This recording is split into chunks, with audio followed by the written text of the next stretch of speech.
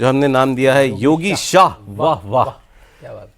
अमित शाह और हर युग में दो बड़े नेताओं के बीच की टसल, उनकी राइवलरी को लेकर के या महत्वाकांक्षाएं और क्लैश कर रही हैं, ये हर युग में हुआ। क्यों दीपक जी? कभी मतलब कहीं से भी शुरू कर लीजिए। इतना चलता था अटल वर्सेस आडवाणी, अटल आडवाणी, नेहरू जी और पटेल जी से वहां से शुरू कीजिए, तो चला ही आ रहा है। किसी न किसी काल के अंदर दो मजबूत नेता होते हैं। अब चूंकि बीजेपी के अंदर पहले नंबर से लेकर 10 नंबर तक लीडरशिप पर तो मोदी जी पर कोई सवाल ही नहीं है, एक पर भी वही है, 10 में तक वही है। वहां से फिर गिनती होती है औरों की शुरू, तो वहां कौन 11वें पर, 12वें पर, 13वें पर है, इस पर हम लोग मजे ले सकते हैं, बात कर सकते हैं। तो जो वजह नहीं बनी वो ये बनी कि अमित शाह जी ने पार्लियामेंट में कहा कि 3 टर्म मोदी जी की सरकार बनी, अभी 3 टर्म और बनेगी बीजेपी की सरकार। तो सामने से अखिलेश यादव जी ने पूछ लिया, अरे योगी जी पे भी तो बोलिए, क्योंकि अभी असली अब पहला इलेक्शन तो उन्हीं का आ रहा है यूपी में। तो उन्होंने कहा बोल देता हूँ, वो भी रिपीट होंगे। अच्छा, उनका ये कहना कि वो भी रिपीट होंगे, और दोनों तरफ के लोग लग गए सोशल मीडिया पर कि अमित शाह जी ने एंडोर्स कर दिया, नाम ले दिया कि योगी तीसरी बार मुख्यमंत्री बनेंगे। और जितनी अफवाहें थीं कि इन दोनों नेताओं की नहीं बनती है, या कुछ दिल्ली लखनऊ के बीच में गैप है, या कोई राइवलरी चल रही है, वो सब एक नज़र में ध्वस्त हो गया। तो आज राशि हम इसकी यहीं से बात की शुरुआत करते हैं। पहले तो ये बड़ा ऑब्वियस था, अखिलेश यादव अगर कहीं से कॉर्नर करने की कोशिश कर रहे थे अमित जी को, तो क्या कहते, ये कहते कि हाँ बनेगी यूपी में हमारी सरकार बनेगी, योगी आदित्यनाथ। क्वेश्चन डक भी कर सकते थे, कुछ क्या कहते हैं भैया आप सुनिए, अब वक्त पे सुनिए, लेकिन उन्होंने बोला खास, तो ये भी इंपॉर्टेंट है कि उन्होंने बोला, ही चोज टू स्पीक, समझ रहे हैं ना, rather than ducking the question। जिसकी जैसी श्रद्धा है उस बयान को उसने वैसे लिया सौरभ, जिसकी जैसी भी श्रद्धा हो। लेकिन अगर पॉलिटिशियन के हिसाब से देखें तो स्वाभाविक तौर पे इस चुटकी का जवाब, और अगर आप अमित शाह को जानते हैं तो यही स्वाभाविक सा जवाब हो सकता था। इसके अलावा जैसे अमित शाह ऐसी चीज़ों पे पार्टी के मसले को लेके पार्टी को कहीं आप एम्बेरस करें, पार्टी को कोई अपोजिशन का नेता कॉर्नर कर दे और वो अमित शाह होने दें पब्लिकली, सवाल ही नहीं पैदा होता।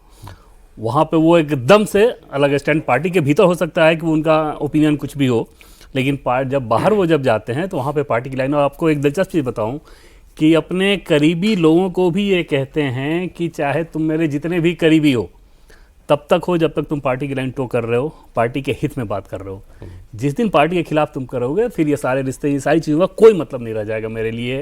और अगर मैं भी कोई ऐसा काम करूं जो लगे कि ये पार्टी के खिलाफ जा रहा है तो तुम्हें उतना ही हक है उसी तरीके से बात टोकने का। और ये बात वो हर लेवल पे कहते हैं, मतलब छोटे लेवल पे जिनको नहीं भी कहना चाहिए उनको भी इस बात को बोल देते हैं। तो ट्रू पार्टी मैन जिसे कहते हैं ना, और ये बीजेपी के भीतर सभी इस बात को जानते हैं। लेकिन ये तो देखिए मतलब ह्यूमन साइकी है ना, कि मतलब मान लें कि मेरा कोई प्रतिद्वंदी है, ठीक है, मतलब जिसको मैं मानता हूं कि मेरा कॉम्पिटिटर है, ऐसे कह लीजिए, नॉट राइवल, कॉम्पिटिटर है। तो कोई आएगा ना मेरे, जो किसी को मस्का मुझे मारना होगा तो मेरे कान में आके 2 बातें बोलेगा उसके बारे में, और उम्मीद करेगा कि मैं उसको लाइक करूंगा। तो ये तो होता होगा ना। यही मैं कह रहा हूं कि ये निश्चित तौर पर होता होगा, लेकिन अगर आप पब्लिकली ऐसा काम कर रहे हैं तो आप किसी व्यक्ति को चोट नहीं पहुंचाएंगे, पार्टी को चोट पहुंचाएंगे, जो भी ये करे। जैसे मान लीजिए कि जैसे कि इन्होंने कहा कि वो सवाल को डक कर सकते थे, अगर वो इस चुटकी पे छोड़ देते अगर, तो क्या होता? तब भी खबर बनती, और बुरी खबर बनती और पार्टी के खिलाफ नुकसानदायक होती। उसमें पार्टी डैमेज होता, उसमें कोई मुख्यमंत्री डैमेज नहीं होता, कोई व्यक्ति विशेष डैमेज नहीं होता, बल्कि ये होता है कि यूपी में देखिए ये मुख्यमंत्री अभी हैं जो मौजूदा सीट पे, इनको नहीं बनाया जा रहा है, तो सोचिए माहौल कितना खराब होता। क्या अमित शाह ये अफोर्ड कर सकते थे? अमित शाह को अगर आप जानते हैं तो बिल्कुल वो नहीं। जो लोग योगी जी को तीसरी बार चीफ मिनिस्टर देखना चाहते हैं, तो उन्होंने अमित शाह जी के शब्द पकड़े। अब देखिए कैसे, वैसे तो बड़ा नेता एक एक शब्द नाप तोल के बोलता है, और अमित शाह जी के केस में वो और ज्यादा सच्चाई है, एक एक वर्ड नापा तुला होता है उनका। जितने इंटरवेंशन है यहाँ पे भी हम भी बात करेंगे। जब बात हुई कि 3 टर्म मोदी जी की सरकार है, तो आगे उन्होंने कहा अभी 3 टर्म मोदी जी की सरकार बन गई, 3 टर्म आगे बीजेपी की सरकार बनेगी, क्योंकि अगले 3 term Modi ji chief prime minister नहीं रहे आयु की वजह से, कौन जानता है। जब योगी जी की बात आई तो उन्होंने कहा वो रिपीट होंगे, तो लोगों ने पकड़ा वो रिपीट होंगे कि योगी रहेंगे चीफ मिनिस्टर। वहां से वो बात पकड़ रहे हैं वो कि अब अमित शाह और योगी आदित्यनाथ टीम हो गए हैं।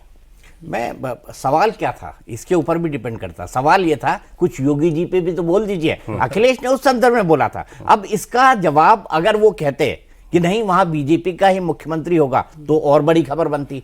तो आप इस संदर्भ में भी उसको देखिए कि सवाल क्या पूछा गया था, और अमित शाह जी बहुत हाजिर जवाब है, जैसा देवेंद्र ने कहा, बहुत हाजिर जवाब है और विटी बात करके जाते हैं। तो उनको पता था अखिलेश को जवाब कैसे देना है। जैसे इससे पहले अखिलेश खड़े होकर बोले थे ना, आप तो अध्यक्ष नहीं चुन पाते, झगड़ा कर रहे हैं, तो कैसे जवाब दिया था उन्होंने, आप 25 साल तक अध्यक्ष रहे, लेकिन हम 12-13 करोड़ में सुनते हैं एक परिवार का अध्यक्ष नहीं बनता। तो और कल सुधांशु त्रिवेदी की बात पे जब दिग्विजय सिंह का जिक्र कर दिया था सुधांशु त्रिवेदी ने, जब वो जाकिर नाइक की बात कर रहे थे और बाकी लोगों की बात कर रहे थे, कैसे आतंकवाद को एक तरह से शह देते हैं कुछ मुस्लिम इकोसिस्टम, उसकी जब बात कर रहे थे, तभी उन्होंने बड़ी हाजिर जवाबी से दिग्विजय सिंह का उत्तर दिया था कि दिग्विजय सिंह खड़े होकर बोल दे कि उन्होंने कभी नहीं कहा कि आरएसएस 26/11 के पीछे है। दिग्विजय सिंह वो नहीं कर सकते थे, क्योंकि वो करते तो उनका पूरा का पूरा नैरेटिव बस्ट हो जाता।